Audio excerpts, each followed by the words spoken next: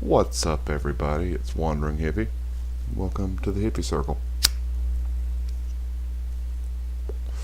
So, continuing on our 4 best rods series, I figured I'd go over spinning rods.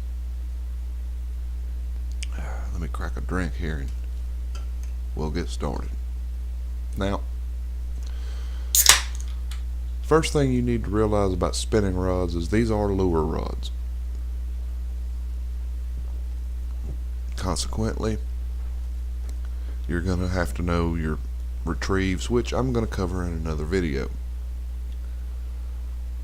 Now, my first category is going to be the 0 to 10 pound category. And I have found the Featherlight 6 foot 6 inch with a Callisto 3000 and some 8 pound test. You can't beat it with a stick. It's got a fairly average casting distance. Hypersensitive, because it's so ultralight rod, it is hypersensitive. But it's got the backbone to pull in good sized trout, some smaller bass. Matter of fact, one of my largest bass of all time was caught off of this rod. And generally just great overall rod. I mean, you're shooting yourself in the foot not having this set up, especially if you like to fish Colorado or Oregon or the low level waters.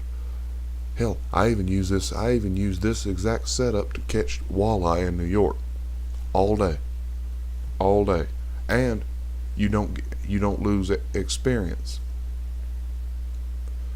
You don't lose experience by overpowering the fish. Now, in the 0 to 20 pound category, I chose the Jig Winner 8 foot 10 inch with the Aspira 3500. Throw some 12 pound test on it and go. Now, reason I chose this particular setup is the casting distance. I easily clear 200 feet with this rod. Easily. Matter of fact, if you like to do any trout fishing or walleye fishing in Michigan, this is your rod. It also has the backbone to handle the splake in Alberta, and can handle some of the smaller lake trout. So it's a good rod. Get some good experience with it. Not a whole lot to say, but it is the best between the 10 to 20 pound category. Now, the 20 to 30 pound category is a little trickier. I prefer the 21 pound Thora 9 foot by 6 inch with a 6,000 fat boy spin. Throw some 20 pound test on it. By far, one of the best rods for going after your Atlantic salmon, your larger game fish like your snook, things of that nature. It's a great little rod. I personally have caught several trophy walleye on it, and while it does detract some from the XP, it's still a good fight. Matter of fact, this exact rod is the rod that I caught my unique striper on when I was doing the how to fight a big fish video. So it's a good rod.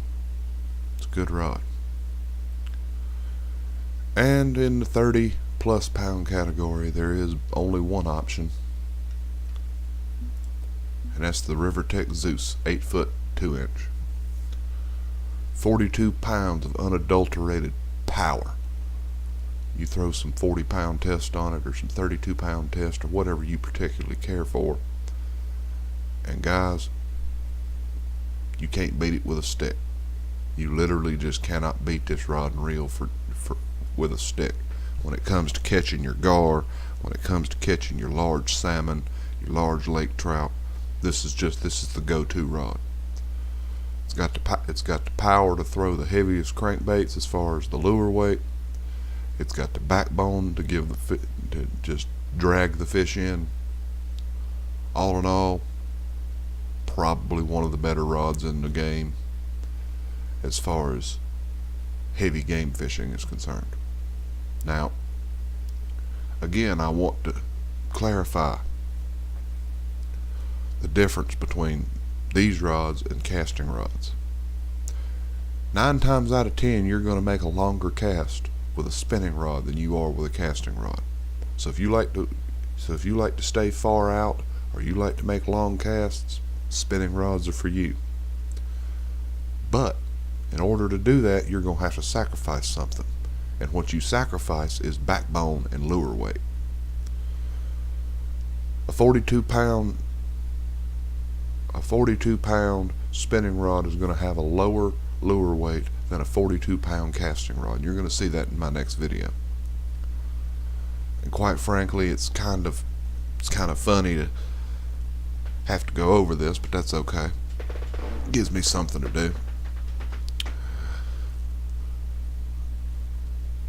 Now, another thing is that your casting rods are going to have more backbone to them.